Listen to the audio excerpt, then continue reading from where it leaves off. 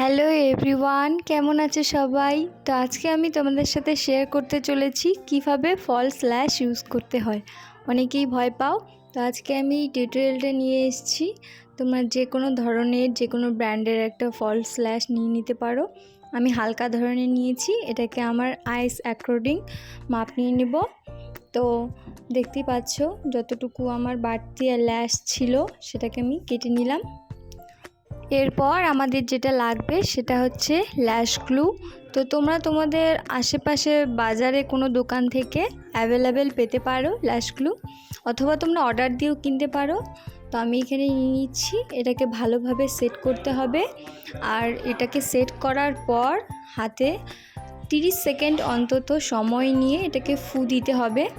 এরপর গ্লুটা যখন হালকা শুকিয়ে আসবে তখন আমাদের এটাকে ইউজ করতে হবে।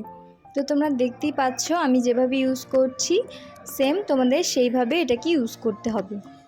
ভীষণই হালকা হাতে এটাকে করতে হবে, একদম তাড়াহুড়ো করার কোনো দরকার নেই। এটা শুকিয়ে যাওয়ার পর আপনা আপনি সেট হয়ে যায়, বেশি সময় লাগে না সেট হতে। তো দেখতেই পাচ্ছ আমার কত তাড়াতাড়ি এটা সেট হয়ে গেল। তো ভয়ের কোনো কারণ নেই, এখন থেকে তোমরাও ফলস ল্যাশ পড়তে পারো এই স্টেপটা ফলো করে। তো আমি নেক্সট আইতেও এটাকে অ্যাপ্লাই করে নেব সেম প্রসেসে।